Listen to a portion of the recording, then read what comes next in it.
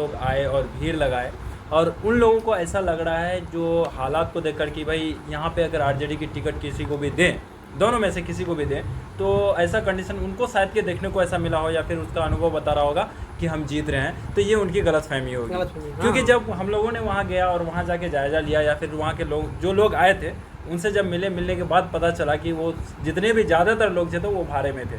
हाँ,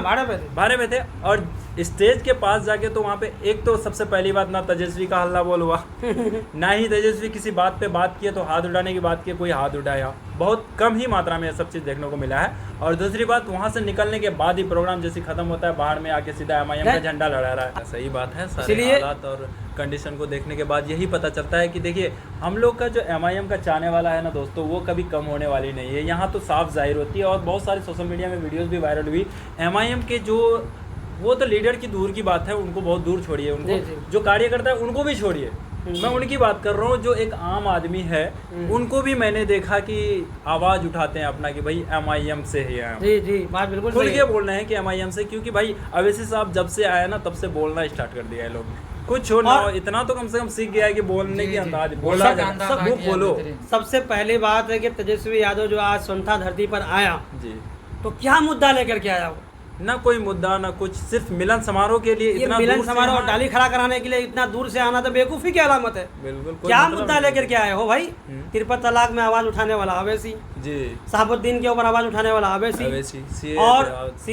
एनआरसी पे आवाज उठाने वाला अवैसी साहब। तेजस्वी साहब आपने क्या आवाज उठाया है? कभी आपने कहाँ एनआरसी के बारे में बोला? नासिर पे वही उठाया, नासिर पे आवाज उठाने वाला अवैसी, पहलू खान पे आवाज उठाने वाला अवैसी, यानी सारे मुद्दा को लेकर के पूरे सीमांचल के लोगों को जो कि बेदार कराने वाला है इन तमाम चीज़ों में, वो सिर्फ वाहिद एक पार्टी है एमआईएम, उसके अलावा और कोई नहीं उठाता है। अब सारे कंडीशन को देखने के बाद यही भी पता चलता है, यहाँ भी आने के बाद अभी जो फिलहाल वो बोल रहा था, जैसे कि अभी वक्फ बिल के बारे में कुछ बयान दिया था उन्होंने,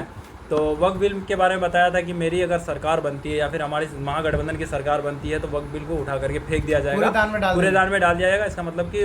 वो सरकार बनने के बाद इस बिल को रिजेक्ट कराने की बात कर रही किया है। वो सवाल का हम जवाब देते हैं कि अगर उसने कहा कि हमारी सरकार अगर बनती है तो हम इस कानून को पूरे दान में डाल करके रख देंगे, ठीक है, हम इस बात की आपकी सहमत हैं, लेकिन हम भी चाहते हैं उसी को कि पूरे दान में हम भी डालेंगे, लेकिन बशर्त है कि हमने आपके साथ रहने के लिए चाहा, आपने नहीं रखा, लेकिन इस बात का आपको नुकसान भुगतना होगा। नहीं, केंद्र में सरकार दूसरे का रहेगा तो थोड़ी ना फेंक पाएगा भाई,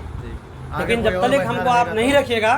हम भी तो चाहते हैं कि पूरे दान में वैसे कानून को डालेंगे, एनआरसी को पूरे दान में हम भी डालने चाहते हैं, ट्रिपल तलाक को हम भी डालने चाहते हैं, बाबरी मस्जिद पर जो हुआ उसको भी हम उस कानून को भी पूरे दान में डालने चाहते हैं। हमारा दिली ख्वाहिश है कि हम भी उस ऐसे कानून को रद्द करके रहेंगे, लेकिन बशर्त है कि आप भी हमको साथ में रखिए ना, हमको भी हिस्सेदारी दीजिए ना। आप अपने यादों के लिए मर रहे हैं, रात दिन अपने यादों के लिए गा रहे हैं, पटना में आवाज़ उठाते हैं अपने यादों के लिए, हमारे मुसलमानों के लिए आपने कभी आवाज़ नहीं उठाया है,